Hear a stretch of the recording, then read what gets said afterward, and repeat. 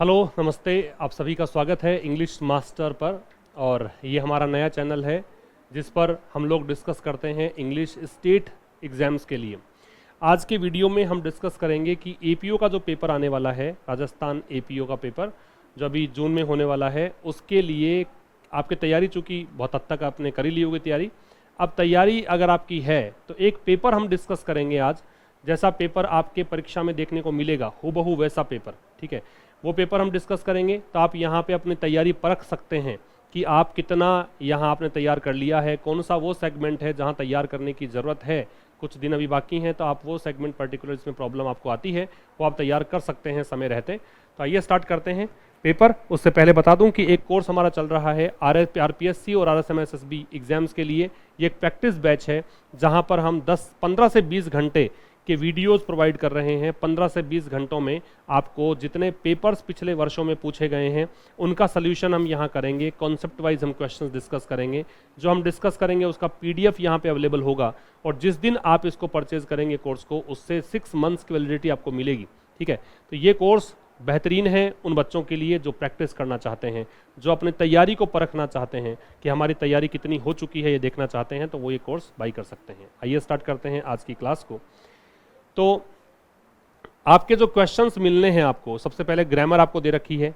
आपको देखो बहुत सारे बच्चों को तो अभी ये नहीं पता है कि हमारे पेपर कैसा देखने को मिलेगा। ये एपीओ के बच्चों में खास तौर पर एक बहुत बड़ी विडंबना मैं कहूँ या फिर मैं कहूँ कि बहुत बड़ा कन्फ्यूज़न यहाँ पे है कि हमें आरपीएससी जो क्वेश्चन पेपर लेगा, जो ये राजस्थान का एपीओ जो परीक्षा मिलेगी आपको, उस परीक्षा में इंग्लिश का पेपर कैसा पूछा जाएगा, ऐसा आपको यहाँ कन्फ्यूज़न है। तो वो कन्फ्यूज़न यहाँ दूर हो जाएगा। ऐसा पेपर देखने को मिलेगा। चूंकि डिस्क्रिप्टिव मोड है, सब्जेक्टिव मोड है, तो आपको लिखना पड़ेगा हर चीज़। ऑब्जेक्टिव नहीं है क्वेश्चंस कि आपने टिक कर दिया और चल गया काम। आपको यहाँ पे लिखने पड़ेंगे आंसर्स। तो पहला क्वेश्चन आपको दे रखा है, 1 से 10 के क्वेश्चन जो दे रखे हैं वो ग्रामर बेस्ड क्वेश्चंस हैं। और अगर आप आरएएस की तैयारी कर रहे हैं उनके लिए भी ये सेशन बहुत खास है, क्योंकि आरएएस और जो एपीओ है, इन दोनों का ही सिलेबस लगभग मैच करता हुआ है। कुछ चीज़ें आरएएस में ज़्यादा हैं, 1-2 चीज़ें एक्स्ट्रा एपीओ में है, जैसे नोटिस राइटिंग, वो आरएएस में नहीं है, वो यहाँ है, ठीक है। कुछ चीज़ें सिनोनिम्स, एंटोनिम्स, वन वर्ड्स, ये आरएएस में है, वो यहाँ नहीं है। ये पेपर तो खैर एपीओ के लिए ही है। तो देखिएगा कैसे हम इसको सॉल्व कर सकते हैं।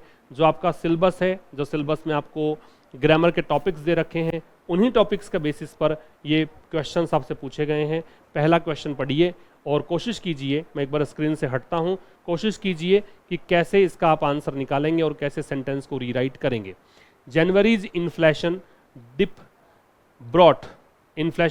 Brought respite for households but fresh risk are building up. ये एक सेंटेंस आपको दिया है। क्या सेंटेंस है कि जनवरी की जो इन्फ्लेशन डिप है, इन्फ्लेशन का मतलब होता है महंगाई। आप पहले सेंटेंस को समझेंगे तभी तो आएगा। इन्फ्लेशन का मतलब है महंगाई। तो जनवरी का जो इन्फ्लेशन डिप है, मतलब जो महंगाई है उसमें जो गिरावट आई है, ब्रॉट रिस्पाइट, रिस्पाइट का मतलब होता है रिलीफ। रिस्पाइट का मतलब नोट कर लो, इसका मतलब होता है रिलीफ, इसका मतलब होता है पोज, या इसे आप कहेंगे ब्रेक। तो ये एक प्रकार की राहत है, एक प्रकार का विराम लगा है। फॉर हाउस होल्ड्स मतलब लोगों के लिए। But fresh risk are building up, लेकिन नई रिस्क, फ्रेश का मतलब यहाँ पे है न्यू, लेकिन नए खतरे जो हैं वो बिल्डअप हो रहे हैं, वो आगे आ रहे हैं और खतरे उमड़ रहे हैं, ये मतलब है। तो जनवरी की जो इन्फ्लेशन डिप है, जनवरी की इन्फ्लेशन डिप ने क्या किया है, रेस्पाइट लेकर आया है, राहत लेकर आया है। तो देखो राहत जो है, रेस्पाइट जो है, वो काउंटेबल नाउन होता है, सिंगुलर काउंटेबल नाउन होता है। ये एक वचन संज्ञा है, गिनने योग्य संज्ञा है, काउंटेबल है, रिस्पाइट राहत। तो यहाँ जब कोई नाउन सिंगुलर हो, काउंटेबल हो और उसका बहुवचन बन सकता हो, ऐसा समझ लो, तो उससे पहले हमें आर्टिकल लगाना पड़ेगा। तो राहत के लिए यहाँ पे ए लगेगा, अ रेस्पाइट। ये आर्टिकल का क्वेश्चन है। January's inflation dip brought a respite. तो जनवरी में जो महंगाई में गिरावट आई है, डिप हुआ है, वो राहत लेकर आया है हाउस होल्ड्स के लिए, लेकिन फ्रेश रिस्क जो है वो बिल्डअप हो रही है, ठीक है, नई खतरे पैदा हो रहे हैं। सेकेंड क्वेश्चन है, Donald Trump's overtures to Vladimir Putin has spurred hopes and fears simultaneously. थोड़े से क्वेश्चंस आपको ठीक ठाक से लगेंगे कि क्वेश्चंस मैंने खुद ने ये बनाए हैं, ये कॉमन एरर वाले क्वेश्चंस, ये क्वेश्चंस कहीं से ऐसे कॉपी पेस्ट नहीं है, किसी बुक में नहीं मिलने वाले, न्यूज़पेपर से बनाए हुए क्वेश्चंस हैं। लेकिन आपके आते 6 टॉपिक से जो हैं, एक टेंस का टॉपिक है, एक प्रेपोजिशन है, एक वॉइस है, एक नरेशन है, एक डिटर्मिनर्स है, एक मॉडल है, उन्हीं के क्वेश्चंस हैं। Donald Trump's overtures to Vladimir Putin has spurred hopes and fears simultaneously. Overture जो है इसका मतलब आप एक प्रकार से हाव भाव से ले सकते हैं। ओवरचर जो शब्द है इसका मतलब आप क्या ले सकते हैं, एक्सप्रेशन से ले सकते हैं। लिख लीजिएगा, ओवरचर इसका मतलब एक प्रकार से आप क्या ले सकते हैं, एक्सप्रेशन ले लीजिए, या आप ले सकते हैं इसका इंट्रोडक्शन से ले सकते हैं, प्रिल्यूड भी होता है, कई से मतलब होते हैं इसके ओवरचर के, ठीक है, या आप अप्रोच से ले लीजिए। तो यहाँ पे तो खैर आपका जो मीनिंग है कॉन्टेक्स्ट देखकर ही निकालना पड़ेगा, तो यहाँ पे तो कॉन्टेक्स्ट है अप्रोच। वैसे ओवरचर जो है वो प्रिल्यूड भी होता है, इंट्रोडक्शन भी होता है, परिचय भी होता है, लेकिन यहाँ पे इसका मतलब है अप्रोच, कि उनकी जो अप्रोच है, ठीक है, किसके प्रति, पुतिन के प्रति, ठीक है, पुतिन को लेकर जो उनकी अप्रोच है। या प्रपोजल मान लीजिए, प्रस्ताव भी मान सकते हैं, इसका मतलब ये भी होता है, ओवरचर का मतलब ये भी होता है, प्रपोजल भी। तो डोनाल्ड ट्रंप के जो प्रपोजल है पुतिन को, या उनकी जो अप्रोच है, इसने इस पर कर दिया है, इस पर का मतलब लिख लो, इनकरेज कर दिया है, मतलब प्रोत्साहित कर दिया है, किसको, होप्स को, आशाओं को, और फियर्स और डर को भी, सिमल्टेनियसली मतलब साथ साथ में, दोनों चीज़ें साथ साथ में हो गई हैं, ठीक है। सिमल्टेनियसली का मतलब है साथ साथ में, जब दो चीज़ें साथ में ही होती हैं उसको हम क्या बोलते हैं, सिमल्टेनियस। लिख लेना अगर नहीं पता हो तो, दोनों चीज़ें अगर साथ साथ में है तो क्या बोलते हैं, सिमल्टेनियस। यहाँ देखिए, यहाँ सब्जेक्ट क्या है आपका, सब्जेक्ट है ओवरचर्स। ये जो ओवरचर्स है, इसने डोनाल्ड ट्रंप के जो ओवरचर्स है, मान लो मीनिंग नहीं भी पता है आपको तो भी देखो, डोनाल्ड ट्रंप का जो ओवरचर्स है, इसने यहाँ पे आशाएं और डर दोनों साथ साथ में जगह दिए हैं, तो हैज थोड़ी ना आएगा, हैव आएगा, क्योंकि यहाँ पे सब्जेक्ट कैसा है, प्लूरल है। ये वर्ब का क्वेश्चन आपको दिया है ना, ये वर्ब है और वर्ब टेंस के अंतर्गत आती है। तो आपको पता है कि सिंगुलर सब्जेक्ट में सिंगुलर वर्ब लगती है, प्लूरल सब्जेक्ट में प्लूरल वर्ब लगती है। अगला देखिए, doctors are often berated for being poor communicators particularly when they have to give patients bad news। तो डॉक्टर्स को बिरेट करते हैं, बिरेट का मतलब क्या है, डॉक्टर्स को बिरेट करते हैं, बिरेट का मतलब होता है डांटना, बिरेट का मतलब है क्रिटिसाइज करना, ठीक है, लिख लीजिएगा। बिरेट जो शब्द है इसका मतलब रिबूक करना, डांटना, रिबूक करना कह सकते हो, रेप्रीमेंड कह सकते हो, एडमोनिश कह सकते हो, डांटना होता है।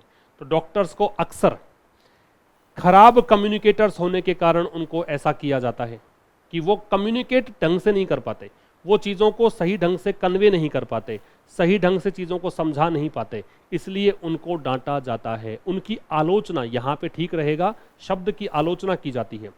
पर्टिकुलरली व्हेन, विशेष करके तब जब they have to give patients bad news, जब उनको पेशेंट्स को बैड न्यूज़ देनी होती है, खराब समाचार देना होता है, तो वो सीधा बोल देते हैं जाके, ठीक है, तो वो सही संग से कम्युनिकेट नहीं कर पाते, इस कारण उनकी आलोचना होती है। तो यहाँ पैसिव वॉइस का क्वेश्चन ये है, और पैसिव वॉइस के क्वेश्चंस में चूंकि देखो मैं ये मान के चल रहा हूँ, मैं पेपर ही जब लेके आया हूँ, तो ये मेरी एक्सपेक्टेशन है, ये मेरी आशा है आप लोगों से कि आप लोगों ने तैयारी बहुत बेहतर कर ली होगी, क्योंकि अंतिम पड़ाव है इस समय। तो वो लोग वीडियोस देख रहे होंगे जिनकी तैयारी बहुत अच्छे से है, बस एग्जाम में जाके अच्छा स्कोर करना है, इसलिए पेपर है। तो मैं सारी बारीकियां शायद ना बता पाऊँ इस पेपर डिस्कशन के दौरान, लेकिन जो भी कॉन्सेप्ट इंपॉर्टेंट होगा विल डिस्कस। तो यहाँ पे आर ऑफन बिरेटेड आना चाहिए, पैसिव वॉइस का क्वेश्चन है, क्योंकि आप जब पैसिव एक्टिव का सीधा सा सिद्धांत बताता हूँ आपको, कि आपको जब सेंटेंस में मैन वर्ब देखने को मिलती है, अब उस मैन वर्ब का डूअर कौन है देखा करो, इसको करने वाला कहाँ है वो देखा करो। तो डॉक्टर्स को बिरेट करने वाला कौन है इस वाक्य में, डॉक्टर्स को डांटने वाला, डॉक्टर्स को क्रिटिसाइज करने वाला कौन है, यहाँ पे कोई नहीं है। जब कोई नहीं है तो वाक्य पैसिव वॉइस का हो गया। जब कोई नहीं होता है डूअर तो पैसिव होता है, जब डूअर पहले होता है तो ही सेंटेंस एक्टिव वॉइस में होता है, जब काम करने वाला पहले होता है तभी एक्टिव वॉइस में होता है। हमारी एक बुक है RAS की इंग्लिश की, ठीक है, वो आपको इस चैनल पे, जो टेलीग्राम चैनल है अपना इंग्लिश मास्टर का, वहाँ पे भी मैं आपको वहाँ पे पोस्ट आपकी अपलोड कर दी जाएगी। अदरवाइज़ आप ये पोस्ट इंग्लिश का एक अपना मेन चैनल है आशीष क्लासेस, वहाँ पे दी गई है और आप में से बहुत सारे जानते भी होंगे इस बारे में कि वो बुक जो है उसमें आप देखिएगा कैसे अप्रोच किया जाता है पैसिव वॉइस को, कैसे अप्रोच किया जाता है नरेशन को, वो सब चीज़ें वहाँ पे बहुत अच्छे से आपको एक्सप्लेन की गई हैं कि अगर मैन वर्ब से पहले डूअर है तो एक्टिव है और पहले डूअर नहीं तो पैसिव। आपको चलो कुछ नहीं पता, इतना तो पता होगा कि पैसिव वॉइस अगर है तो वर्ब की कौन सी फॉर्म आती है, थर्ड फॉर्म, और थर्ड फॉर्म आती है तो यहाँ पे बी रेट के स्थान पे क्या हो जाएगा, बी रेटेड आपका आंसर आ जाएगा। ये हो गया बी रेटेड। डॉक्टर्स को अक्सर डांटा जाता है, किस लिए कि वो खराब कम्युनिकेटर्स हैं, विशेष करके तब जब उनको पेशेंट्स को खराब न्यूज़ देनी होती है, बुरी समाचार सुनाना होता है तब। अगला सेंटेंस देखिए, नंबर 4। नंबर 4 में कह रहा है to act on this world famous stage is surely the acme of some actors career. क्या कहना चाह रहा है, to act on this world famous stage, act मतलब अभिनय करना, किस पर, इस विश्व प्रसिद्ध मंच पर, इस विश्व प्रसिद्ध मंच पर अभिनय करना। ये जो चीज है टू एक्ट, इसकी वर्ब है इज, ये है क्या, श्योरली निश्चित रूप से, एक्मे, एक्मे का मतलब है पराकाष्ठा है, एक्मे का मतलब होता है जेनिथ, जो चीज सर्वोच्च है, जो चीज सर्वोपरि है, जो पराकाष्ठा है उसको बोलते हैं एक्मे। किसका, किसी भी अभिनेता के करियर का। मान लो किसी अभिनेता ने इस वर्ल्ड फेमस स्टेज पे अभिनय कर लिया तो मान लो कि उसने अपने करियर में सब कुछ प्राप्त कर लिया, सबसे ऊपर जहां जाने की संभावना है वो प्राप्त कर लिया, ये मतलब है। तो कोई भी एक्टर की पराकाष्ठा है और कोई भी के लिए डिटरमिनर का क्वेश्चन है ये जो क्वेश्चन है वो कौन से टॉपिक से है, डिटरमिनर से है। कोई भी के लिए हम लगाते हैं क्या, एनी, सम नहीं लगाते। वैसे आप लोगों ने जब एनी या सम का कंपैरेटिव स्टडी देखी हो, कहीं पर भी तैयारी की होगी, तो एनी हम लोग जनरली नेगेटिव या इंट्रोगेटिव सेंटेंस में लगाते हैं, जबकि सम हम अफर्मेटिव सेंटेंस में लगाते हैं। लेकिन एनी का प्रयोग अगर कोई भी, कैसा भी, कभी भी इस अर्थ में देना है जहां सारे ऑप्शंस अवेलेबल होते हैं, वहां पे हम एनी अफर्मेटिव सेंटेंसेस में भी लगा सकते हैं। तो ये किसी भी एक्टर के करियर की बात है, इसलिए एनी आएगा, सम नहीं आएगा, ठीक है। क्योंकि सम लगाने का मतलब तो ये हो गया कि कोई एक एक्टर है, सम का मतलब तो ये हो जाएगा कि कोई, सम जब कोई नाउन से पहले लगता है और सिंगुलर नाउन से पहले लगता है तो उसका मतलब होता है कोई, तो कोई का अर्थ तो दे नहीं रहा है ये। अगला सेंटेंस देखिए, number 5। He said that the deportation of dozens of Indians is neither surprising nor unprecedented. पहले तो एक वर्ड आ गया है डिपोर्टेशन, इसका मतलब होता है स्वदेश वापसी, लिख लीजिएगा। डिपोर्टेशन जो शब्द है इसका मतलब होता है स्वदेश वापसी, मतलब निकाल दिया जाना। जो किसी दूसरे देश में रह रहे हो वहां से निकाल दिया जाना, तो इसका एग्जाइल कर सकते हो, ठीक है। एग्जाइल को हम क्या कहते हैं, डिपोर्टेशन।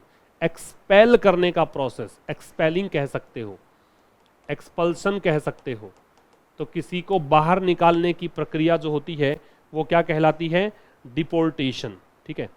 तो उसने कहा कि जो डिपोर्टेशन है डजन्स ऑफ इंडियंस का, ठीक है, संख्या 12-13 है, तो दर्जनों भारतीयों का डिपोर्टेशन जो है, उनको बाहर निकालने की प्रक्रिया जो है वो ना ही तो सरप्राइजिंग है, ना ही तो अचंभित करने वाली है, और ना ही अनप्रेसिडेंटेड है। अनप्रेसिडेंटेड का मतलब होता है अभूतपूर्व।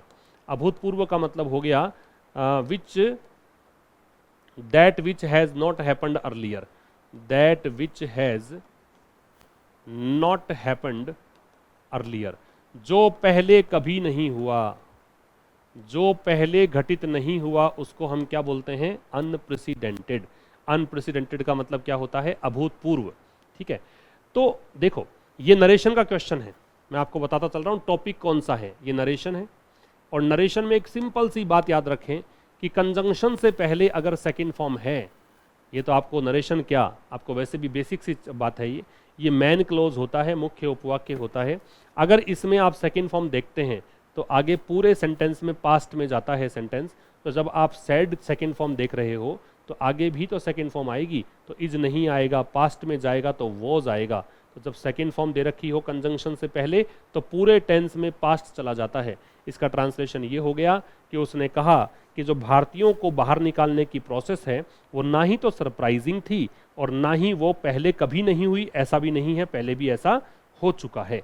अगले सेंटेंस में आइए, after the government of Sheikh Hasina was brought down by a student led uprising Bangladesh new rulers promise the new beginning. यहाँ पे एक नया वर्ड है, मैंने कोशिश करी है कि कोई डिफिकल्ट वर्ड अगर आप सीख पाओ तो वो भी सीख सकते हैं। तो यहाँ पे अपराइजिंग शब्द है, अपराइजिंग का मतलब होता है विद्रोह, रिवोल्ट को बोलते हैं, रिवोल्ट बोल दीजिए या रिबीलियन बोल दीजिए, इसका मतलब होता है अपराइजिंग, विद्रोह।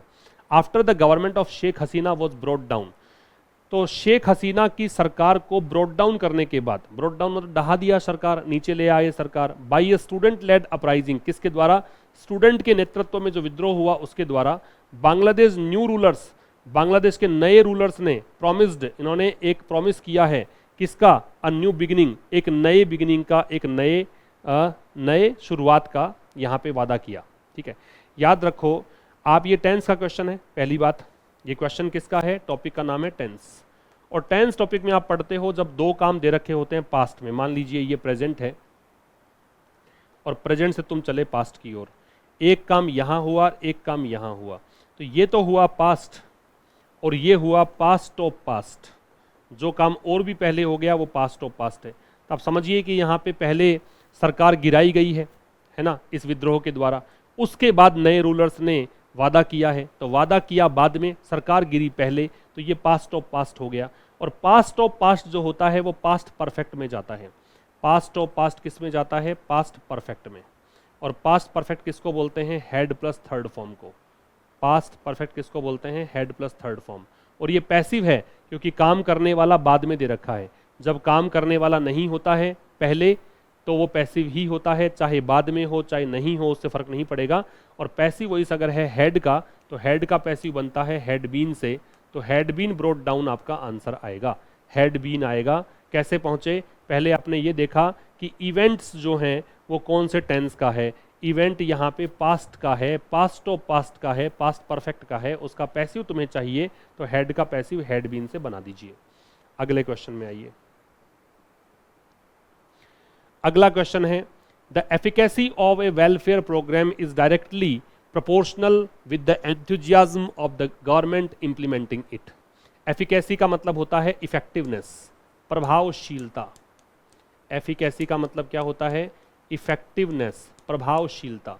तो प्रभावशीलता किसकी, किसी भी वेलफेयर प्रोग्राम की, किसी भी कल्याणकारी योजना की। इज डायरेक्टली प्रोपोर्शनल, वो सीधा सीधा अनुपात में होता है, उसी के पैरेलल होता है, किसके, एंथुजियाज्म ऑफ द गवर्नमेंट, सरकार के उत्साह के। एंथुजियाज्म का मतलब है उत्साह, इसको आप जील कह सकते हो, इसको आप वीगर कह सकते हो। तो सरकार के उत्साह के, और सरकार कौन सी, जो इसको इम्प्लीमेंट कर रही है उस सरकार की बात कर रहा है। तो एफिकेसी जो है वेलफेयर प्रोग्राम की वो सीधी सीधी प्रोपोर्शनल होती है गवर्नमेंट के उत्साह से, वो गवर्नमेंट जो इसको लागू करती है उसके। मतलब अगर गवर्नमेंट ज़्यादा उत्साहित है तो प्रोग्राम भी ज़्यादा सफल होगा, उसकी प्रभावशीलता ज़्यादा होगी। गवर्नमेंट कम उत्साहित है, उसकी प्रभावशीलता भी कम यहाँ पे होगी। ये इसका प्रोपोर्शनल का मतलब है। ये क्वेश्चन जो है वो किससे बेस्ड है, किस पे आधारित है, तो ये क्वेश्चन आधारित है प्रेपोजिशन से, और यहाँ फिक्स्ड प्रेपोजिशन की बात है। और फिक्स प्रेपोजिशन कौन सा, प्रोपोर्शनल जो है उसके साथ टू लगता है, डायरेक्टली प्रोपोर्शनल टू, कभी पढ़ा हो आपने, प्रोपोर्शनल में टू लगता है, इसलिए प्रेपोजिशन का क्वेश्चन है। She was alarmed lest she would be found out, वो भयभीत थी, चिंतित थी, अलार्म थी मतलब she was in worry, she was worried, ठीक है, कि कहीं ऐसा ना हो कि उसको खोज लिया जाए। याद रखिएगा लेस्ट के साथ में जब भी कोई मॉडल रिक्वायर्ड हो शुड आता है, लेस्ट अपने बाद में मॉडल कौन सा लेता है, शुड। तो यहाँ वुड नहीं आएगा, यहाँ पे क्या आएगा, शुड आएगा। लेस्ट के साथ में मॉडल कौन सा आता है, शुड आता है, याद रखिएगा, तो शुड करना है। I am upsetting by the author's blithe indifference to facts, blithe का मतलब होता है हैप्पी, चीयरफुल, लिख लीजिएगा।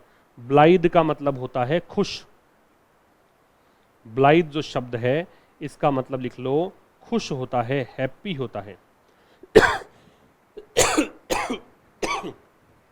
ठीक है,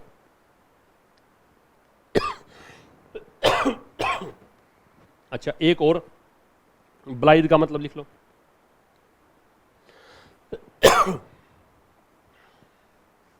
एक तो इसका मतलब लिखो,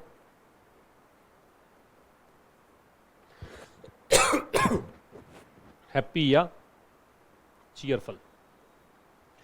और एक ब्लाइथ जो होता है वो होता है उदासीन, बिना ध्यान दिए, हीडलेस, कैजुअल।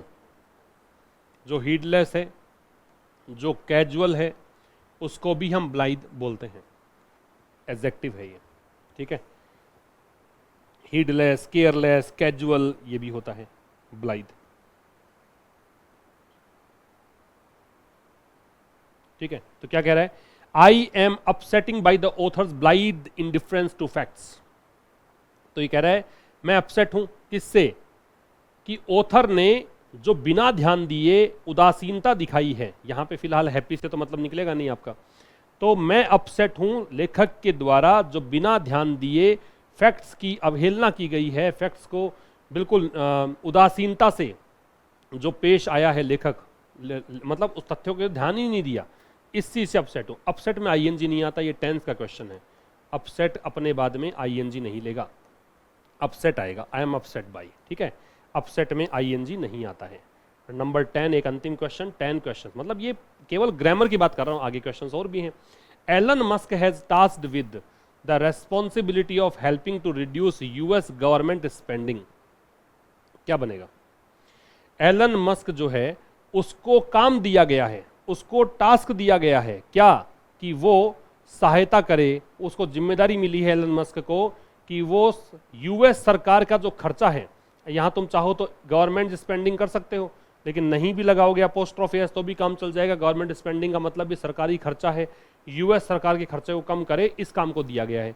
अब यहां टास्क दिया किसने है, एलन मस्क को ये टास्क दिया किसने है, तो काम कोई नहीं किया, यहाँ पे कोई नहीं दे रखा डूअर, एलन मस्क काम नहीं कर रहा, इस व्यक्ति को तो ये काम दिया गया है। किसने दिया, यहाँ पे नहीं है। अब तुम कह डोनाल्ड ट्रंप ने दिया, वो एक अलग बात है, तुम्हारी उस चीज़ का नॉलेज है इसलिए तुम बोल देते हो, लेकिन सेंटेंस अगर है, उस सेंटेंस में कौन डूअर है वो पहचानना जरूरी है। तो यहाँ डूअर नहीं दे रखा, डूअर नहीं है तो वाक्य कौन से, वो इसका है पैसिव, और पैसिव है तो एच के साथ में क्या लगेगा, बीन लगेगा, तो हैज़ बीन टास्क्ड विद, ये पैसिव का क्वेश्चन है। बात समझ में आ गई आपको? आप बताना मुझे कमेंट बॉक्स में कि तुम्हारे नंबर कितने आ रहे हैं। कम से कम ये 10 में से 10 तो लाए जा सकते हैं, यहाँ तो कटने वाला कुछ है नहीं, ये तो एकदम आपको आ रहा है तो आ रहा है, नहीं आ रहा तो नहीं आ रहा है, वो वाली गणित है, एकदम मैथमेटिकल इक्वेशन बन रही है यहाँ तो। चलो साहब, अगले क्वेश्चंस की बात करें तो आप इंस्ट्रक्शन को ध्यान से पढ़िएगा क्या कह रहा है। एक आपको क्वेश्चन मिला है फ्रेजल वर्ब का, तो फ्रेजल वर्ब वाले क्वेश्चन भी आ सकते हैं। तो the shop is giving up या giving away a sample to every customer. देखो गिव अप होता है वो छोड़ना, हारना, सरेंडर करना, ये सब होता है। गिव अप का मतलब तो हार मान जाना, छोड़ देना, और गिव अवे का मतलब होता है to give something for free. अगर कोई चीज आपने फ्री में दे दी है, बिना पैसे लिए किसी को दे दी है, उपहार स्वरूप दे दी है, तो उसको हम बोलते हैं गिव अवे। ये दोनों फ्रेजल वर्ब्स का मतलब है। ठीक है, अगर कोई चीज आपने किसी को दी है और किस तरीके से दी है, उपहार स्वरूप दी है, आपने उसका पैसा नहीं लिया, उसको बोलते हैं गिव अवे। और गिव अप का मतलब सरेंडर करना। तो पढ़कर देखो क्या सेंटेंस है, इनको करने का तरीका भी समझो। क्या कहा है, rewrite choosing the appropriate expression. इन दोनों में से जो एप्रोप्रिएट है उसको चुनकर सेंटेंस को पुनः लिखना है, वापस से लिखना है। तो the shop is giving up, तो शॉप सरेंडर कर रही है, ऐसा तो है नहीं, तो शॉप तो एक सैंपल दे रही है हर एक कस्टमर को, तो गिविंग अवे यहाँ पे सही होगा। तो आप सेंटेंस को फिर से लिखोगे, और पिछले वाले सेंटेंसेस में भी यही कहानी है, आप पूरा लिख के आना। ऐसे लिखना एलन मस्क, फिर लिखना हैज बीन टास्क्ड, ऐसे करके आना एग्जाम में। ऐसे नहीं कि तुम जैसे मैंने लिखा है, ये समझाने के लिए लिखा है मैंने, ऐसे एनसर्कल किया, यहीं पे काटापीटी कर दी, वो एग्जाम में नहीं चलेगा। आपको एग्जाम में पूरा लिख के आना पड़ेगा। ठीक है, तो ऐसा ही इसमें है। तो आप जब पूरा लिखोगे the shop is giving away a sample to every customer, तब सही होगा। क्वेश्चन नंबर 12, 13 जो है वो बेस्ड है किस पर, सेलेक्टिंग द करेक्ट वर्ड या phrase, rewrite the following sentences. सही ऑप्शन का चयन करते हुए वापस से लिखना है। और ये दोनों ही क्वेश्चन है वो कंफ्यूजिंग वर्ड्स पर आधारित है। तो कंफ्यूजिंग वर्ड्स आपके सिलेबस में दे रखे हैं, तो कंफ्यूजिंग वर्ड्स इस पर आधारित है ये। ठीक है, ये आपके पाठ्यक्रम में दिए हुए हैं। तो क्या कह रहा है, this year a severe drought या draft has ruined the crops. ये तो ड्राउट जो है ये तो सूखा होता है, ये तो फेमाइन कह सकते हो आप, सूखा कह सकते हो, एब्सेंस ऑफ रेन कह सकते हो फेमाइन, या फिर इसे कह सकते हो एब्सेंस ऑफ रेन। बारिश जब नहीं हो उस स्थिति को बोलते हैं ड्राउट। और ये ड्राफ्ट है, ये गस्ट ऑफ विंड कहते हैं, हवा का झोंका। ड्राफ्ट ये हवा का झोंका है, गस्ट ऑफ विंड है, हवा का झोंका लिख लेना। तो this year a severe drought या draft has ruined the crops. इन दोनों का प्रोनाउंसिएशन भी डिफरेंट है, एक को हमने कहा है ड्राउट और एक को हमने कहा है ड्राफ्ट। ठीक है ना, एक को कहा है ड्राउट और एक को कहा है ड्राफ्ट। तो क्या आएगा भाई, इस साल बहुत बड़ा सूखा पड़ा जिसने फसलों को नुकसान पहुंचाया, बर्बाद कर दी फसल। तो बर्बाद किससे होगी, हवा के झोंके से या फिर सूखे से? तो सूखे से होगी। तो ये वाला ऑप्शन चुनकर फिर से लिखना, this year a severe, severe का मतलब सीरियस, गंभीर है ना, एक बहुत ज़्यादा जो इंटेंसिटी जिसकी है उसको सीवियर बोलते हैं। तो this year a severe drought has ruined the crops, ये आंसर आएगा। 13 में भी कंफ्यूजिंग वर्ड्स हैं, that turned out a quite creditable और क्रेडिबल परफॉर्मेंस। क्रेडिबल तो होता है विश्वसनीय, दैट कैन बी बिलीव्ड, जिस पर विश्वास किया जा सके, बिलीवेबल जिसको बोल सकते हो उसको बोलते हैं क्रेडिबल। और क्रेडिटेबल जो होता है ये होता है प्रशंसनीय, प्रेज वर्दी, प्रशंसा के योग्य, इसको हम बोलते हैं एडमिरेबल, प्रशंसनीय, प्रशंसा के योग्य। ठीक है, तो दे टर्न्ड आउट ए क्वाइट क्रेडिटेबल या क्रेडिबल परफॉर्मेंस। तो दे turned out a quite performance, performance की बात है, उन्होंने परफॉर्मेंस कैसी दी? उन्होंने परफॉर्मेंस दी है बिल्कुल प्रशंसनीय परफॉर्मेंस दी है, यही हो सकता है। विश्वसनीय तो यहाँ पे सटीक नहीं बैठेगा, तो आपका आंसर ये होगा क्रेडिटेबल। ये लिखकर और वापस से लिख देना है। ठीक है, ये क्वेश्चंस हो गए। अगला क्वेश्चन देखो, एक पैसेज आपसे पूछा जाएगा और पैसेज में क्वेश्चंस होंगे आपके पास। तो देखो यहाँ कुछ क्वेश्चंस दे रखे हैं, और पैसेज करने के लिए मैंने जब ऑफलाइन में पढ़ाया है बच्चों को, उनको बताया है कि पैसेज करने के लिए आपको हमेशा पहले क्वेश्चन पढ़ लेना चाहिए। पैसेज चाहे कितना ही बड़ा हो, कितना ही छोटा हो, कोई फ़र्क नहीं पड़ता। अगर आप चाहते हैं कि सटीक आपकी अप्रोच हो और आप चाहते हैं कि आप दुविधाओं से बचें, आप समय बचाएं, और इसलिए आपको पैसेज में से क्वेश्चंस पहले पढ़ने हैं। क्वेश्चन पढ़ के आंसर को सर्च करना है। पहला क्वेश्चन है, according to the writer war is, writer के अनुसार युद्ध कैसा है? तो देखो, but the war did not cease, इसको सीज बोलते हैं, युद्ध नहीं रुका, सीज का मतलब है स्टॉप, लेकिन युद्ध नहीं रुका। Though friend and foe alike were almost drowned in blood, यद्यपि, दो मतलब होता है यद्यपि, फ्रेंड एंड फो, फो का मतलब होता है एनिमी, यद्यपि दुश्मन और दोस्त, मित्र हो चाहे शत्रु हो, दोनों ही, अलाइक का मतलब सिमिलरली, समान रूप से, वर ऑलमोस्ट ड्राउन्ड इन ब्लड, वो लगभग खून से सने हुए थे, डूबे हुए थे खून में। ठीक है, it seemed as powerful as eternity, ये उतना ही पावरफुल था जितना कि इटर्निटी, इटर्निटी का मतलब है सनातन चलने वाला, जो परपेचुअल है, जो अनएंडिंग है, जो एंडलेस है, उसको बोलते हैं इटर्नल, और इटर्नल से बनता है इटर्निटी, जो हमेशा से चला आ रहा हो। ठीक है, तो ये कह रहा है कि ये युद्ध जो था उतना ही ताकतवर लगा जितना कि इटर्निटी हो, कि ये चीज़ तो हमेशा चलेगी, ऐसा लग ही नहीं रहा था कभी खत्म भी होगा क्या। ठीक है, आगे वाली बात छोड़ दो, युद्ध की बात इतनी ही की गई है। तो युद्ध के लिए कहा कि युद्ध रुका नहीं, युद्ध ऐसा लगा, पावरफुल था कि भाई ये इटर्निटी जो है उसके जैसा ही पावरफुल था, और फ्रेंड और फो अलाइक ड्राउन्ड थे ब्लड में। तो इसका मतलब युद्ध कैसा था ये बताना है, एक प्रश्न। तो युद्ध, एक तो प्रश्न जो है उसका आंसर जब भी लिखो तो प्रश्न का सहारा लेके लिखना, क्योंकि यहाँ चेक करने वाला चूंकि आपके पेपर का जो मोड है वो है राइटिंग मोड, आपको लिखना है, आपको टिक नहीं लगा के आने हैं। तो आपका वो क्षमता देखना चाहता है एग्जामिनर की, कितना आप लिख पाते हो, क्या इंग्लिश की अंडरस्टैंडिंग है कि नहीं है। तो according to the writer war is, तो यहाँ पे आप जब आंसर लिखोगे तो इस प्रश्न का सहारा लीजिए, इसकी लैंग्वेज का सहारा लीजिए। अकॉर्डिंग टू द राइटर, ये हो गया राइटर के अनुसार। वॉर इज, वॉर कैसा होता है? वॉर इज डिस्ट्रक्टिव, वॉर होता है विनाशकारी, ठीक है, विनाशकारी होता है। विच इज या which does not, which does not spare, which does not spare either, या इसको ऐसे लिख दो, which spares neither friend nor foe, neither friend nor foe, foe की जगह एनिमी कर सकते हो। स्पेयर का मतलब है बख्शना, छोड़ना। तो ये आंसर हो सकता है पैसेज के अकॉर्डिंग, कि पैसेज के अकॉर्डिंग युद्ध कैसा है? युद्ध है डिस्ट्रक्टिव। युद्ध कैसा है? कि युद्ध तो रुकने का नाम ही नहीं ले रहा। युद्ध हमेशा ही कैसा होगा? डिस्ट्रक्टिव होगा, जिसमें हर व्यक्ति जो है वो खून में सना होगा। ये भी लिख सकते हो, in which everybody is drowned in blood, ये लिखा जा सकता है। कि जैसे तुमने ये लिखा कि according to the writer war is, ये मैंने उठाया प्रश्न से ही। वॉर कैसा है? डिस्ट्रक्टिव है, जो ना तो दोस्तों को छोड़ता है ना ही दुश्मनों को। या फिर लिख दो इसके अंदर, which is destructive and everybody is drowned in blood, ये लिखा जा सकता है। दूसरा question, from the passage we learn that Tony Wessel was, इस पैसेज से, लर्न का मतलब सीखना भी होता है और जानना भी होता है। तो इस पैसेज से क्या पता लगता है? टोनी वेसल कौन था, ठीक है, आपको ये बताना है कि इस पैसेज से क्या पता लगता है टोनी वेसल कौन था। तो टोनी वेसल वाली बात आगे पढ़ लो, यहां तक तो हमने पढ़ ही लिया, ठीक है। आगे पढ़ा, and in time Tony Wessel too went to battle, Tony Wessel भी युद्ध में गया और वो मारा गया।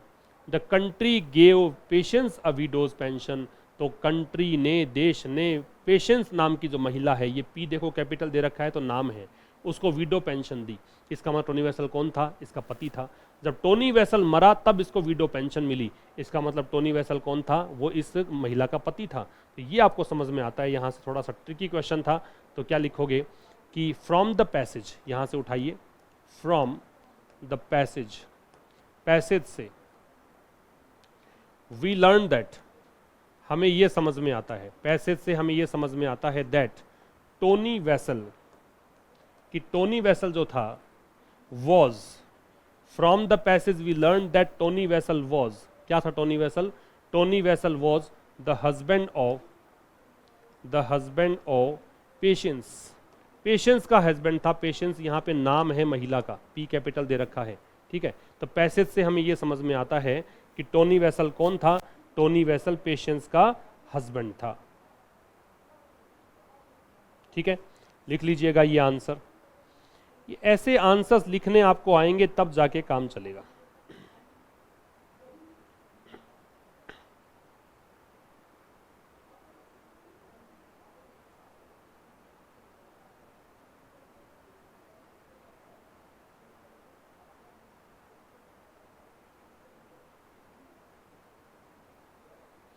आगे चला जाए।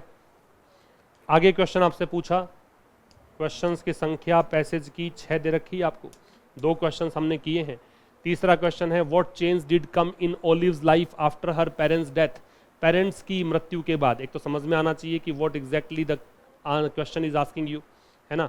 And then only as per the given question, as per the demand of the question we can answer the given thing. तो यहाँ पूछा है what change did come in Olive's life after her parents death, past की बात कर रहा, date दे रखा है कि ओलिव के जीवन में क्या परिवर्तन आया उसके माता पिता के देहांत के बाद। आगे बढ़िए, अब आगे दे रखा है, आगे दे रखा है, देखो देखो, एक तो पेंशन मिली इसको, एक साथ साथ में इसको शादी का प्रलोभन दिया गया फिर से। इंड्यूसमेंट का मतलब होता है प्रलोभन, तो वो दुख से मर गई, ठीक है। Many people died in those days, उन दिनों में बहुत सारे लोग मिले, मरे। It was not strange at all, ये कुछ अजीब नहीं था। Nathan and his wife got so rich, ये दोनों इतने अमीर हो गए, that after the war they died of over eating, कि ये दोनों ही अधिक खाने से मर गए। And there daughter olive came into a vast Fortune and a trustee, इसका मतलब एक तो इसको धन दौलत बहुत मिल गई। तो ओलिव का ये तो पूछा था कि ओलिव के जीवन में क्या परिवर्तन आया जब इसके माता पिता, तो नेथन और उसकी वाइफ जो थी वो इसके माता पिता थे, इसी से यही समझ में आ रहा है। तो ये जब मरे तो इनके जीवन में क्या परिवर्तन आया? तो यहाँ परिवर्तन ये आया कि एक तो इसको बड़ी धन संपदा मिल गई, दूसरा यहाँ ट्रस्टी वो बन गई, ठीक है। तो इसका आंसर आप लिखेंगे, ये तो हो ही गया था। तीसरा क्वेश्चन, तो यहीं से देखिए प्रश्न से उठाइए कि after her parents death, parents के डेथ के बाद, ये अपोस्ट्रोफे जो है प्लूरल नाउन अगर होती है, एस होता है तो लास्ट में लगता है, एस के पहले नहीं आता। After her parents death olive became rich, एक तो ये ओलिव अमीर हो गई या हो गया जो भी है ना, एंड बिकेम ट्रस्टी, और ट्रस्टी बन गया या बन गई, ये आंसर आ जाएगा। ठीक है, यही दे रखा है, डॉटर है तो बन गई, ओलिव जो है एक तो अमीर बन गई और ट्रस्टी बन गई, ठीक है, ए और लगा दो, बिकेम अ ट्रस्टी। अगला है how did Nathan his wife die, ये दोनों कैसे मरे, तो ये दोनों कैसे मरे नीचे दे रखा था ये रहा, कि नेथन और वाइफ जो है वो ओवर ईटिंग से मर गए, they died of over eating, यही तो आंसर है। तो ये सीधा कर दो, Nathan and his wife, Nathan and his wife, अब डिड को हटाओगे तो सेकंड फॉर्म आएगी डाइड, किससे मरे, ऑफ ओवर ईटिंग। वैसे तो यहाँ पे ओव ना आके फ्रॉम आना चाहिए, लेकिन फिर भी हमारे को पैसेज में जो दे रखा है वही हम लिखेंगे, तो डाइड ऑफ ओवर ईटिंग ये आंसर आएगा, ठीक है। How did Patience die, Patience कैसे मर गई, तो पेशेंस के लिए दे रखा है कि पेशेंस मर गई ग्रीफ से, दुख से, याद है कि उस शादी का ऑफर दिया वो दुख से मर गई, ठीक है। तो यहाँ पे पूरी चीज जोड़ सकते हो,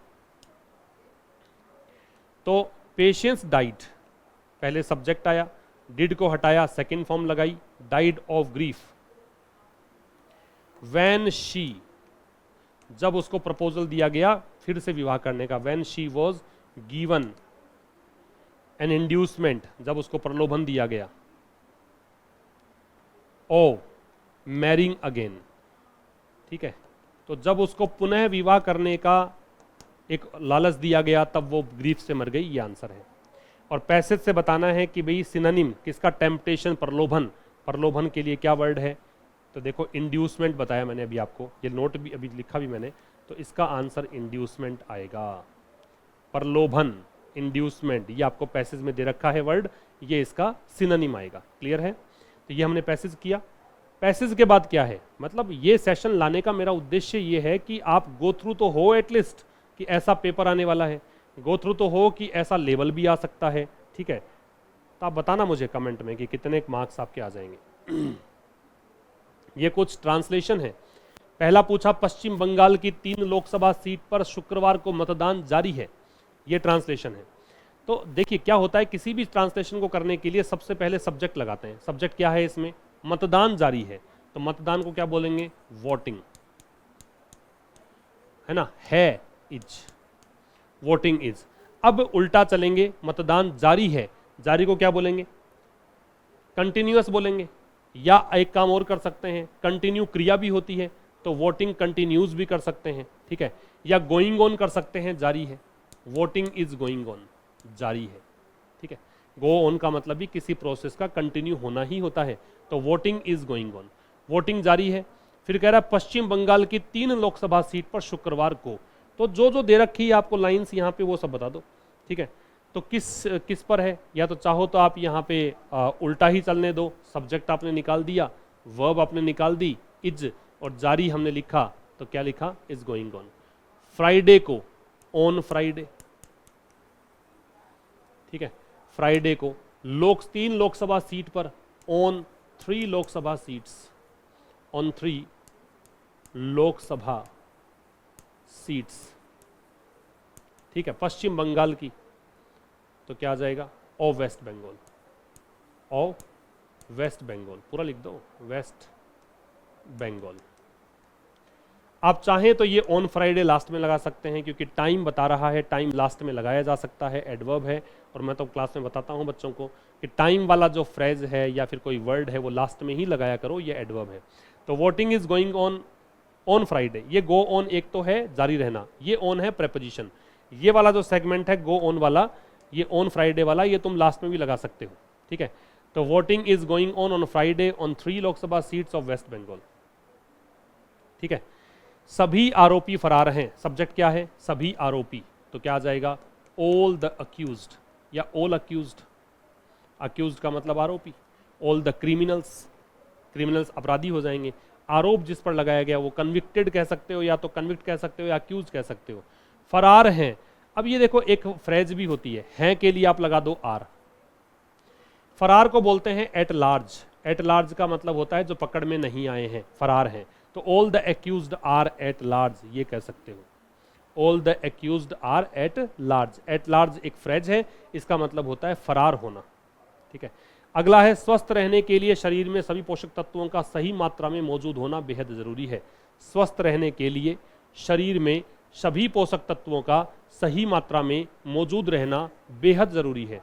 स्वस्थ रहने के लिए, ये तो एक फ्रेज है, इसके लिए चाहिए, ठीक है। ये तो एक पर्पस हो गया, उद्देश्य हो गया कि इसके लिए चाहिए। जब आप ट्रांसलेशन वाले वीडियोस देखेंगे तो समझ में आएगा मेरी अप्रोच क्या रहती है ट्रांसलेशन की, उससे आपको थोड़ा समझ में आएगा, उससे अंडरस्टैंडिंग डेवलप होगी, उससे आप कर पाओगे। स्वस्थ रहने के लिए तो पर्पस है, शरीर में सभी पोषक तत्वों का सही मात्रा में मौजूद रहना बेहद जरूरी है यहाँ पे क्रिया है, ठीक है। तो जरूरी है मौजूद रहना, अब मैं चाहे तो इसको बनाऊं सब्जेक्ट, मौजूद होने को ही, तो ये क्रिया है, और क्रिया को जब बनाऊंगा सब्जेक्ट तो एक तरीका है आईएनजी लगा दो। जब किसी वर्ब के साथ में आईएनजी लगा देते हो तो वो सब्जेक्ट बन जाता है, ठीक है। या तुम इट से बना दो कि यह बहुत जरूरी है, ठीक है। ये वाली बात जो है ना स्वस्थ रहने के लिए, ये तुम शुरू में लगाओ या लास्ट में, उससे फर्क नहीं पड़ेगा, क्योंकि ये तो एक फ्रेज है, उद्देश्य है, तो चाहे तो तुम ऐसे लगा दो स्वस्थ रहने के लिए। फोर के साथ आईएनजी लगेगा, होने को बोलते हैं बी, आईएनजी लग जाएगा being healthy, for being healthy, या टू बिकम हेल्दी ऐसा कर सकते हो। कोई के लिए पर्पस के लिए टू प्लस बेस फॉर्म भी आ सकती है, तो इसको तुम ऐसे भी कह सकते टू बिकम हेल्दी। टू के साथ बेस फॉर्म से भी आप पर्पस बता सकते हो, और फोर के साथ आईएनजी से भी पर्पस बता सकते हो। टू बिकम हेल्दी या फॉर बीइंग हेल्दी, दोनों में से कोई सा भी। रहने के लिए, अच्छा रहना है, होना नहीं है, तो टू रिमेन हेल्दी करो, रहना है टू रिमेन हेल्दी, ठीक है। या फॉर स्टेइंग हेल्दी, है ना, है रहने मतलब पहले से है उसी कंडीशन उसी कंडीशन में कंटिन्यू करना आ जाएगा स्टे। तो फॉर स्टेइंग हेल्दी या टू रिमेन हेल्दी बहुत जरूरी है। It is very necessary, it is very necessary, यह बहुत जरूरी है। भाई इट से बनाया मैंने, it is very necessary, it लगाया, इज लगाया, वह जरूरी, वेरी नेसेसरी, क्या मौजूद होना, किसका, एक तो सही मात्रा में है, एक है सभी पोषक तत्वों का, और कहां पर, शरीर में। It is very important, it is very necessary, बेहद जरूरी है, ठीक है।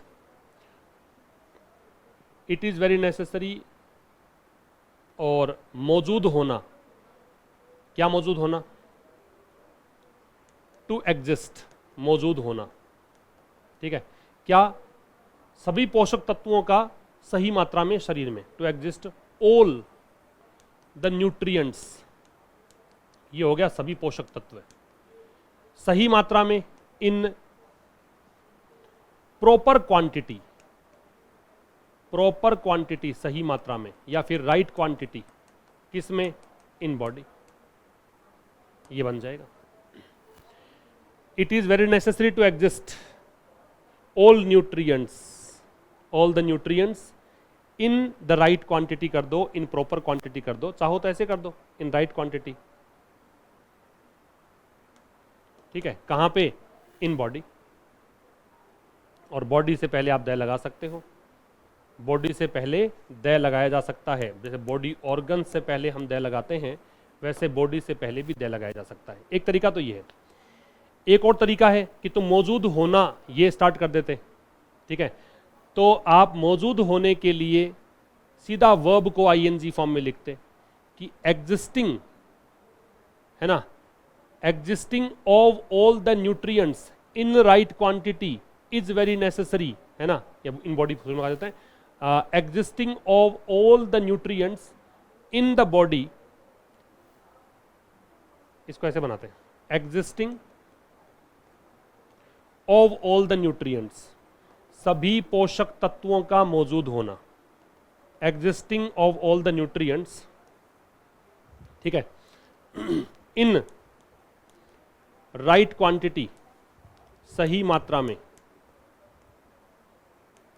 इन द बॉडी, शरीर में, फिर कर देते इज वेरी नेसेसरी। ऐसा भी हो सकता है किसी क्रिया को तुम सब्जेक्ट बनाओ तो आईएनजी लगा के उसको नाउन में चेंज करके बना सकते हो, ये भी हो सकता है। और वो जो था पर्पस फॉर स्टेइंग हेल्दी या टू रिमेन हेल्दी, तुम शुरू में लगाओ या लास्ट में लगाओ, उससे फर्क नहीं पड़ेगा। ये नोट डाउन कर लो तुम।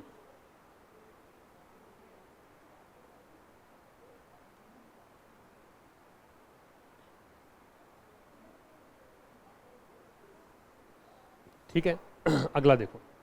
यह अच्छा नहीं कि कुश्ती में देश विदेश में भारत का मान बढ़ाने वाले पहलवान धरने पर बैठे हैं। देखो, यह अच्छा नहीं, नहीं मतलब नहीं है, थोड़ा सा तो अंडरस्टूड भी चलना पड़ेगा। तो ये कह रहा है कि यह अच्छा नहीं है, तो it is not good, it is not fair, it is not good कि दैट। ये तो बनाना आया था ही आपको, यह सब्जेक्ट हुआ, नहीं है मानना पड़ेगा इसको ऐसे, तो इट इज, फिर नहीं अच्छा कि that, it is not good that. कुश्ती में देश विदेश में भारत का मान बढ़ाने वाले पहलवान धरने पर बैठे हैं। पहले लिख दो पहलवान।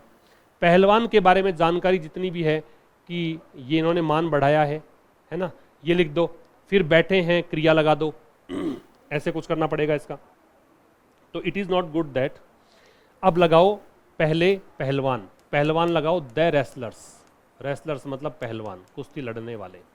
रेसलर्स के बारे में बताया है, ये कौन है? इन्होंने देश विदेश में भारत का मान बढ़ाया है। हु, मान बढ़ाना, मान बढ़ाने के लिए क्या करोगे? तो इसके अंदर आंसर आ जाएगा जिन्होंने मान बढ़ाया है। तो ये एक तो मान बढ़ाने वाले पहलवान बहुत सारे हैं, प्लूरल हैं, तो who have brought glory. Bring glory का मतलब मान बढ़ाना, थर्ड फॉर्म लगा दी मैंने ब्रोट ग्लोरी, जिन्होंने मान बढ़ाया है।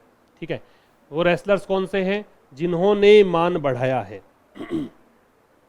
और ग्लोरी लेके किसके लिए आए हैं? To India. ये हो गया glory to India. We bring glory to someone, bring glory to something, ऐसा होता है उसका मान बढ़ाना। तो इट इज नॉट गुड, यहां तक तो कोई दिक्कत नहीं थी आपको। दैट लगाया कि, यहां भी दिक्कत नहीं है। फिर कह रहा है wrestlers who have brought glory to India, वो पहलवान जिन्होंने भारत का मान बढ़ाया है। ठीक है, और कह रहा है देश विदेश में, देश विदेश में मतलब इन द कंट्री, एक तो देश में, और अब्रोड, और विदेश में, and abroad, in the country and abroad. Abroad के पहले तो कुछ लगेगा नहीं प्रेपरेशन वगैरह, ये खुद ही एडवर्ब है। ठीक है, धरने पर बैठे हैं आर सिटिंग, धरने पर, ऑन स्ट्राइक। देखो कई बच्चों को ये वाली बात समझ में कम आती है, बैठे हैं वो सोचते हैं कि एक ही मात्रा और है दे रखा है, प्रेजेंट परफेक्ट है। बेटा प्रेजेंट परफेक्ट में जब भी आप कोई सेंटेंस देखते हैं वहाँ पे आपको काम पूरा हुआ मिलेगा कि ये काम पूरा हो गया है। मैंने खाना खा लिया है, तुमने अंग्रेजी सीख ली है, उसने होमवर्क कर लिया है। ऐसे वाक्य जो होते हैं वो प्रेजेंट परफेक्ट में आते हैं क्योंकि वहाँ पे काम पूरा हो गया है। यहाँ काम थोड़ी पूरा हो गया, ये तो बैठने का प्रोसेस जारी है, बैठे हुए हैं, इसलिए हम इसको आर सिटिंग में ले जाते हैं। आर सिटिंग ऑन स्ट्राइक, धरने के लिए स्ट्राइक। रिपीट कर देता हूँ मैंने कैसे अप्रोच किया इसको। इसको ऐसे अप्रोच किया कि it is not good that, यहाँ तक तो कोई दिक्कत नहीं है। अब पहलवान बैठे हैं धरने पर, पहलवान सब्जेक्ट है, पहलवान के बारे में जानकारी यहाँ से लेकर यहाँ तक है। तो पहलवान कौन से हैं? जिन्होंने मान बढ़ाया है। तो हु हैव ब्रॉट ग्लोरी। ठीक है, किसकी ग्लोरी बढ़ाई है? भारत की। कहाँ पे? देश में और विदेश में। इन द कंट्री मैंने इसलिए लिखा कि देश भारत है तो निश्चित हो गया, तो दे लग गया, और विदेश मतलब अब्रोड। वो लोग बैठे हैं, अब क्रिया लगा दो, आर सिटिंग ऑन स्ट्राइक। ठीक है, अगला है कर्म शब्द का उपयोग अलग अलग जगहों पर अलग अलग तरीके से किया जाता है। तो कर्म शब्द का उपयोग, ये सब्जेक्ट है उपयोग, तो द, मैं इसका बना रहा हूं, the use of the word Karma, the use of the word Karma, ये हो गया कर्म शब्द का उपयोग। ठीक है, किया जाता है, ये ता है, ते है, ती है, प्रेजेंट सिंपल है, और करने वाला इसमें कोई नहीं है। और मैंने कहा कि जब डूअर नहीं होता तो पैसिव होता है। और ता है, ते है, ती है, प्रेजेंट सिंपल है, प्रेजेंट सिंपल का पैसिव होता है क्या? The use of the word Karma is, किया जाता है, या फिर ऐसे लिखो, इसको ऐसे लिख दो, the word Karma, the word Karma, जो कर्मा शब्द है, कर्म शब्द है, इज यूज्ड, ये हो गया पैसिव प्रेजेंट सिंपल का, यूज किया जाता है अलग अलग तरह से, डिफरेंटली या इन डिफरेंट मैनर, डिफरेंटली कर दो या इन डिफरेंट कर दो, अलग अलग जगहों पर, on different places, on different places, ठीक है। या the word Karma is used on different places differently, ऐसा भी कर सकते हो। बात समझ में आ रही है? क्या बोला मैंने? एक तो बोला कि वर्ड कर्मा शब्द हुआ, ये सब्जेक्ट हो गया, इसका उपयोग किया जाता है, ये इसकी क्रिया है, तो इज यूज्ड, है ना। अलग अलग तरीके से उल्टा चले, डिफरेंटली, ऑन डिफरेंट प्लेसेस या एट डिफरेंट प्लेसेस, ये इसका आंसर आ जाएगा, ठीक है। अगला आपसे पूछा है प्रेसी राइटिंग, संक्षिप्तीकरण।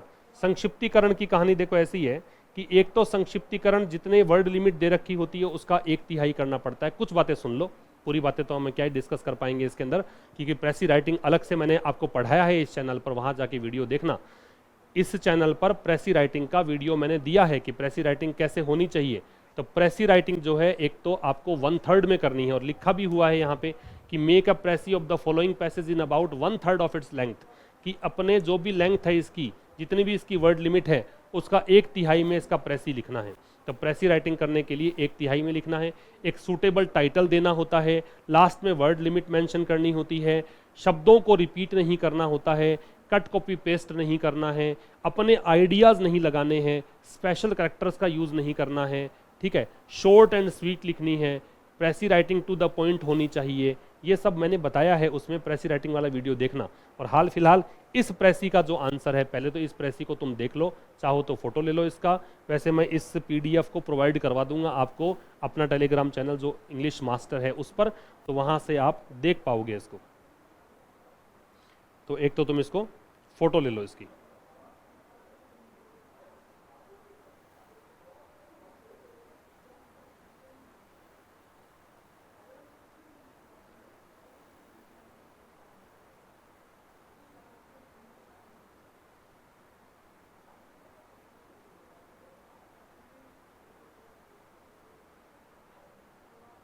लिख लिया, मतलब देख लिया आपने। अब इसका मैं आंसर दिखा देता हूं आपको। प्रेसी राइटिंग कैसे करनी है? प्रेसी राइटिंग ऐसे करनी है। प्रेसी राइटिंग इसकी इस तरह से होगी, तुम इसको खुद देखना। मैं एक आइडियल आंसर की दे रहा हूं आपको कि ऐसे जो प्रेसी दे रखी है उसकी प्रेसी ये लगभग ऐसी होनी चाहिए। आप अपनी प्रेसी बना के इसको देख लेना, मैच कर लेना कि आप कितने मार्क्स इसमें आपके आ जाएंगे, ठीक है। अब आप पूछोगे कितने नंबर की प्रेसी आएगी, तो वो भी तय नहीं है वैसे, लेकिन आप मान लो कि जैसे 8 नंबर की 7 नंबर की प्रेसी पूछ ली, तो उसमें से कितने मार्क्स आ जाएंगे, ऐसे मान लो। क्योंकि क्या एपीओ का तो मैटर जो है, मटेरियल है मार्केट में इतना अवेलेबल ही नहीं है, इसके बारे में संशय है ही कि कौन से क्वेश्चंस आएंगे, कैसे आएंगे, किस तरह का सिलेबस दे रखा है। तो उसके अकॉर्डिंग हमने आरएएस का एक पैटर्न पकड़ा है, उस जैसे क्वेश्चंस मैंने लिए हैं, क्योंकि लगभग यही पैटर्न आना चाहिए, क्योंकि सब्जेक्टिव मोड में और कोई तरीका है नहीं पूछने का।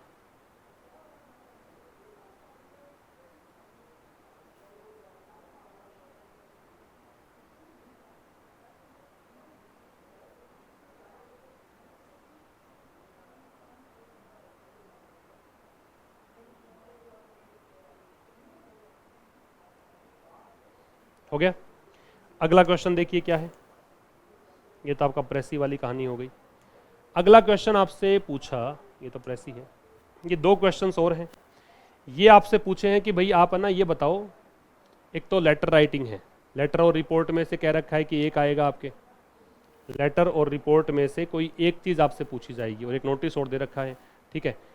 तो लेटर राइटिंग में क्या अप्रोच रहनी चाहिए? वैसे तो आप लेटर राइटिंग का मैं कोई वीडियो आपको प्रोवाइड कर दूंगा। बाकी बेसिकली एक छोटी छोटी बात, छोटी मोटी बातें जो आपको ध्यान रखनी है, क्योंकि फॉर्मेट इंपॉर्टेंट होता है लेटर राइटिंग का। पहले तो पत्र का पढ़ लो, क्वेश्चन क्या है, क्वेश्चन क्या है लेटर का। लेटर का क्वेश्चन ये है कि your name is mister Mohan Sharma, आपका नाम जो है मिस्टर मोहन शर्मा है।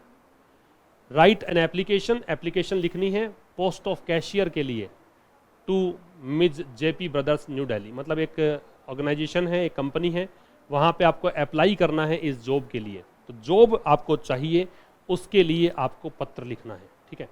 तो इसका प्रारूप देखो कैसा होगा। इसका प्रारूप ऐसा होगा कि जब भी आप कोई एप्लीकेशन लिखो, कोई शिकायती पत्र लिखो, कोई ऑफिशियल लेटर लिखो, तो उसका एक प्रारूप बता रहा हूं कि सबसे पहला काम आपको क्या करना है। सबसे पहला काम आपको सेंडर्स एड्रेस लिखना होता है। लेफ्ट हैंड साइड आपको लिखना होता है कि आप भेजने वाले का एड्रेस क्या है। एक तो ये सबसे पहला काम कि भेजने वाले का एड्रेस क्या है। तो आपको कहा ही है कि मोहन शर्मा आपका नाम है, ठीक है। आपको जब कह ही दिया कि मोहन शर्मा नाम है, तो आप क्या करोगे, आपने नाम लिखा, ठीक है। फिर आपने लिखा एड्रेस, आपका एड्रेस कुछ भी हो सकता है, वो एक लाइन एड्रेस की, नाम लिखा, एक लाइन एड्रेस की, फिर सिटी आपकी जो भी है, फिर डेट लिखने का तरीका समझ लेना। पहले मंथ का नेम आता है, उसके बाद में तारीख आती है, डेट आती है, उसके बाद में ईयर आता है। ये आपको तरीका यूज करना है डेट लिखने का। ये लाइन हो गई। एक लाइन आप छोड़ देना यहाँ पे, वो इसलिए कि ताकि आपका पेज थोड़ा भरा भरा लगे। तो 4 लाइन्स तो ये हो गई। ये 4 इसलिए हो गई कि नाम आपने लिख दिया मोहन शर्मा, आप कैशियर के पद के लिए अप्लाई कर रहे हैं। अदरवाइज तो यहाँ 3 लाइन्स में सेंडर्स एड्रेस होता है, भेजने वाले का, जो लिखने वाले का पता यहाँ पे लिखना है। एक लाइन छोड़ दो, बाकी कहीं पर छोड़ने की जरूरत नहीं, कहीं नहीं छोड़नी लाइन्स, ठीक है। एक लाइन यहीं छोड़नी है। फिर 3 लाइन्स में आप लिखेंगे कि आपने भेजा किसको है। तो आपने भेजा है इसको, ये कंपनी में अप्लाई किया है आपने, मित जेपी ब्रदर्स, सीधा। चाहो तो इसमें एचआर मैनेजर लिख दो, है ना। भी पद जो है, आप ये जो एम्प्लॉयमेंट देखता है ना, जो रोजगार आपको देता है, जो आपको नौकरी पे रखेगा, वो काम कौन करता है, वो काम करता है एचआर मैनेजर। तो आप चाहो तो ऐसे कर सकते हो, the HR manager. HR manager के बाद में वो कंपनी जो भी है, किस कंपनी में ये पद है वो लिख दिया आपने, ये दे ही रखा है, ठीक है। और फिर लिख दो न्यू दिल्ली। पूरे एड्रेस लिखने की यहाँ पर आपको आवश्यकता है नहीं, ये एड्रेस की जरूरत नहीं है, ठीक है। तो अगर आपको पत्र लिखना है ऑफिशियल, तो पहला काम आपका एड्रेस, दूसरा काम जिसको भेज रहे हो उसका, उसके लिए पहले पद का नाम, उसके बाद किस कंपनी में वो पद है, किस विभाग में वो पद है, और फिर आपकी सिटी का नाम।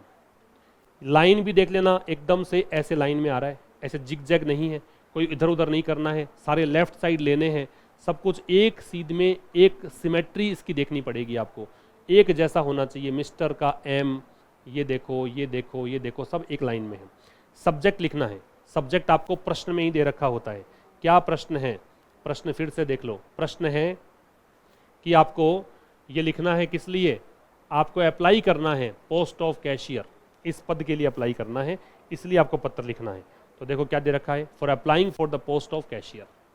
फिर सर या मैडम आएगा, लाइन नहीं छोड़नी है। ये तो क्या है कि मैंने जहाँ से स्क्रीनशॉट लिया है, जहाँ से मतलब मैंने लिखा जो था, मैंने मेरे मोबाइल से स्क्रीनशॉट इसका लिया, तो वहाँ से ये लाइन वैसे एंटर वेंटर लग गया। बाकी आपको लाइन नहीं छोड़नी है, लाइन छोड़नी है केवल एक जगह ही, भेजने वाले और रिसीवर के एड्रेस में बीच में लाइन, बाकी कहीं मत छोड़ना।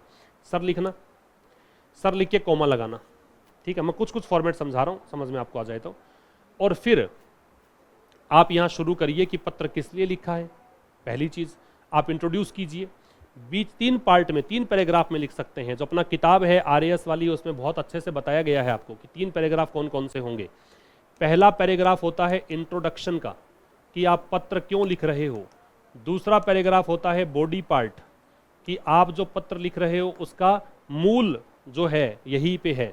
और लास्ट में एक कंक्लूजन, कि आप निष्कर्ष निकालिए, लास्ट में हाथ जोड़ लीजिए, रिक्वेस्ट एक बार फिर से कर लीजिए। फिर लास्ट में साइन ऑफ करना होता है, आपको एंड करना होता है पत्र को।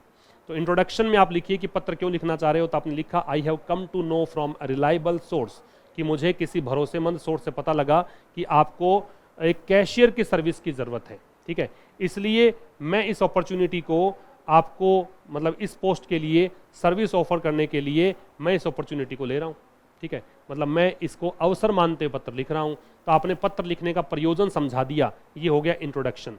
उसके बाद समझाइए बॉडी पार्ट, आपको अपनी योग्यता बतानी पड़ेगी, आपने क्या क्या किया हुआ है ये बताना पड़ेगा, क्या एक्सपीरियंस है बताना पड़ेगा। तो आपको बताना शुरू किया यहाँ से लेकर और यहाँ तक, ठीक है। आपने पिछला कौन सी कंपनी में काम किया है, ये आप अटैच भी कर दोगे लास्ट में, कि आपका जो बायोडाटा है, जो रिज्यूमे है, वो आप यहाँ पे अटैच भी कर देना, जिसमें पता होगा कि आपका नाम, आपके पिताजी का नाम, आपके एड्रेस, आपकी क्वालिफिकेशन, आपका एक्सपीरियंस, प्रीवियस जो प्रोफाइल, ये सब, ठीक है। वरना तो रखेगा नहीं अगला। तो ये सब चीज़ें आपको यहाँ बतानी है। तो ये सब पढ़ोगे तो पता लगेगा कि भाई आपने क्या क्वालिफिकेशन आपकी है, क्या आपकी एक्स्ट्रा योग्यता है, आपने पहले कहाँ काम किया था, वहाँ क्यों छोड़ दिया आपने, ये सब आपने बताया। उसके बाद में आपको बताना है क्या, I know type writing and this, ये आपने बता दिया। और लास्ट में ये पूरा उसी का पार्ट चल रहा है, कोई चेंज वगैरह नहीं हुआ है, ये कुछ भी चेंज नहीं हुआ भाई, इसी के आगे चल रहा है, ऐसे मानो कोई पैराग्राफ चेंज नहीं करना है यहाँ पे। इसके बाद में लास्ट पैराग्राफ, जो एक पैराग्राफ और बचेगा आपका, वो लेना है, और ये थोड़ा सा यहाँ से स्टार्ट करिएगा, ठीक है। ये पैराग्राफ वहीं से स्टार्ट करना जहाँ सर के बाद में तुमने स्टार्ट किया था पैराग्राफ यहाँ से, वो लास्ट वाला पैराग्राफ भी इसी के बिल्कुल नीचे सीध में आप लास्ट पैराग्राफ, थर्ड पैराग्राफ लिखेंगे, जिसमें आप एक बार फिर से रिक्वेस्ट कर सकते हैं, हाथ जोड़ सकते हैं, निवेदन कर सकते हैं। ये कंक्लूड करने वाला पार्ट आपका होगा, ये सर यहाँ से ना करके यहाँ से करना सर, ठीक है। Sir I wish to assure you that, कि मैं आपको सुनिश्चित करना चाहूँगा, आश्वस्त करना चाहूँगा कि यदि मैं सेलेक्ट होता हूँ तो मेरी ड्यूटीज़ को एफिशिएंटली निर्वहन करूँगा और आपको पूरा सेटिस्फेक्शन मिलेगा इस चीज़ से। अच्छा, कहीं जगह नहीं छोड़नी है, यहाँ आपको जगह नज़र आ रही है क्योंकि ये प्रिंटेड पार्ट है, ठीक है, ये मैंने स्क्रीनशॉट्स लिए हुए हैं इसलिए, बाकी आपको कहीं जगह नहीं छोड़नी है। और लास्ट में आपने एक और रिक्वेस्ट कर दी, I hope you will give me a chance to serve you, ये लिख सकते हो तुम लाइन छोड़ के। और फिर थैंकिंग यू, और थैंकिंग यू के नीचे भी लाइन छोड़ी हुई नहीं है, यहीं पे ही लिखना है योर्स फेथफुली। ऑफिशियल लेटर्स में ये वाली बात ध्यान रखना, फेथफुली करना है, योर्स में अपोस्ट्रोफे नहीं लगाना है, ऐसा मत करना योर्स करके, ये गलत हो जाएगा, ठीक है। और मोहन शर्मा आपको नाम दिया था वो, इसमें कहीं जगह नहीं छुड़ी हुई, आपको लग रहा है कि यहाँ पे स्पेस है, नो स्पेस इज देयर, कोई स्पेस नहीं देना है, ठीक है। और लास्ट में एक एनक्लोजर लिख देना, क्या लिख देना, एनक्लोजर्स। एनक्लोजर में क्या आ जाएगा कि आप क्या क्या चीज़ें इसमें जोड़ रहे हो, ठीक है। तो रिज्यूमे जोड़ दो, ठीक है। और प्रीवियस जो आपकी कंपनी थी, प्रीवियस कंपनीज एक्सपीरियंस लेटर जोड़ दो, जिससे अगले को विश्वास हो जाएगा कि तुमने काम किया है इस फील्ड में, ये कुछ जोड़ दो। तो ये जोड़ने वाली चीज़ लास्ट में लगाई जा सकती है। तो ये एक फॉर्मेट है, आपको इसका मैं पीडीएफ प्रोवाइड करा दूंगा, आपको आइडिया लग जाएगा कैसे इस फॉर्मेट को फॉलो करना है। और एक क्वेश्चन आपके पूछते हैं नोटिस से, नोटिस में थोड़ा सा आइडिया दे देता हूँ कि कैसे नोटिस करना होता है। वैसे आपने तैयारी कर ली होगी अब तक, तो क्या बोला है, draft A notice in not more than 100 words, 100 शब्दों से अधिक नहीं होना चाहिए। और बताना क्या है, बताना है informing the residents of A power cut for a few days for maintenance work, कि आपको इन्फॉर्म करना है रेजिडेंट्स को कि पावर कट होगा, ठीक है, बिजली कटेगी, मेंटेनेंस चल रहा है इसलिए, तो ये नोटिस लिखना है। तो देखो इसमें क्या होता है, नोटिस में आपको एक छोटी सी बात ध्यान रखनी है, एक बॉक्स बनाना है आपको। नोटिस जब भी लिखना है तो क्या करना है, एक बनाना है बॉक्स। तो जैसे मान लीजिए आपने एक बॉक्स बना लिया, ऐसे एक फॉर्मेट बता रहा हूँ, बाकी लिखना खुद को ही है, आपको सीखना आपको ही है, ठीक है। और कभी मैं यूट्यूब पे क्लास दे दूंगा नोटिस राइटिंग के अलग से, उसमें ज़्यादा एक्सप्लेन कर दूंगा अच्छे से। नोटिस राइटिंग में सबसे पहले बनाना है बॉक्स, उसके बाद में आपको लिखना है कि किसकी तरफ से नोटिस है, वो नाम लिखना है, किसकी तरफ से नोटिस है वो नाम लिखें। तो जैसे मान लो मैंने कोई सोसाइटी लिख दिया भी, जैसे मेंटेनेंस वर्क के कारण ये बंद रहेगा, रेजिडेंट्स को बताना, रेजिडेंट्स के लिए कोई सोसाइटी होगी, ठीक है। तो जैसे गोकुल धाम सोसाइटी लिख दिया मैंने, आपने वो देखा होगा ना, गोकुल धाम सोसाइटी, ठीक है। कोई भी नाम यहाँ लिख दिया मैंने, गोकुल धाम सोसाइटी और जबलपुर कर दिया मान लो, या कोई यहाँ का लिख दो, गोकुल धाम सोसाइटी जोधपुर। जो लिखता है पहले वो नाम आएगा, जिसने नोटिस जारी किया है उसका नाम आएगा, ठीक है। एक काम, बहुत आसान सी भाषा बता रहा हूँ, सबसे पहले जिसने नोटिस जारी किया है, कई बार तो प्रश्न में मिल जाता है कि नोटिस जारी करने वाला ये संस्था है, उसका नाम नहीं दे रखा है तो इमेजिन कर लो, थोड़ी सी बुद्धि लगाओ किसने लिखा होगा। चूंकि रेजिडेंट्स लिखा है, रेजिडेंट सोसाइटी में रहते हो किसी में, उसके किसी ने लिख दिया होगा, जो भी केयर टेकर होगा उस सोसाइटी का, उसने लिखा होगा ये, ठीक है। दूसरा काम क्या करना है, बीच में लिखना है नोटिस, NOTICE, ये कैपिटल में, ये कैपिटल में लिखना है नोटिस बीच में। सबसे पहला काम जिसने जारी किया है उसका नाम, दूसरे नंबर पे नोटिस, और ये किस में लिखना है, कैपिटल में।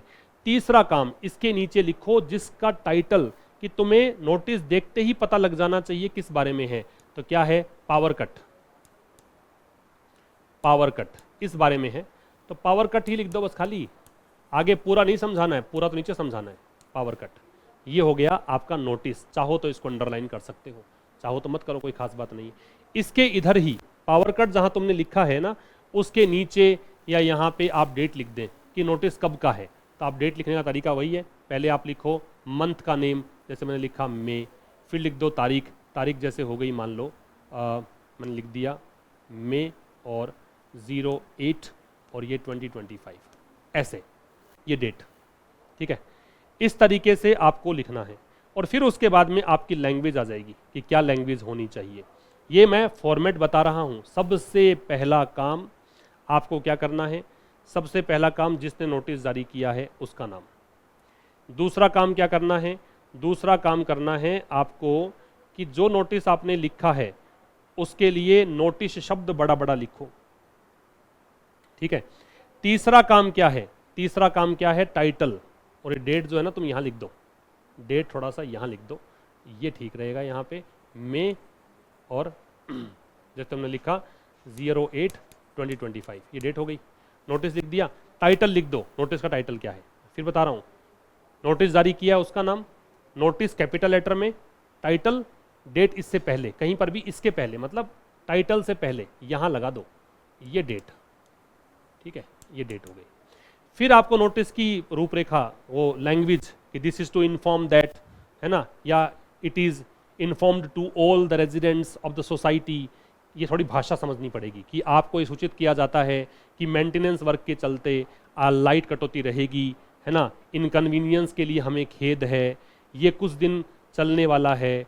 आगे आने आपके आगे नोटिस से पहले में, आगे आने वाले नोटिस से मतलब अगर कुछ इसमें फेरबदल होगा, यदि इसमें कोई चेंजेस होते हैं तो आपको आगे नोटिफाई कर दिया जाएगा, सूचित कर दिया जाएगा। अधिक जानकारी के लिए आप केयर टेकर से संपर्क करें, या नीचे लिखे अंडरसाइंड जो व्यक्ति है, जो सेक्रेटरी है, उससे संपर्क करें। तो यहाँ पे नाम आ जाएगा लास्ट में, है ना, कोई भी जो व्यक्ति है वो यहाँ सेक्रेटरी ऐसा करके और वो नाम आ जाएगा कि वो सेक्रेटरी कौन है, उसके हिसाब से तुम यहाँ पे काम कर दोगे। सेक्रेटरी यहाँ पे क्या करेगा, साइन भी करेगा और अपना नाम लिखेगा, ठीक है। तो यहाँ सेक्रेटरी, यहाँ पे नाम लिख दिया जैसे उसने कि कोई भी XYZ नाम लिख दिया, और यहाँ सिग्नेचर हो सकते हैं उसके सिग्नेचर।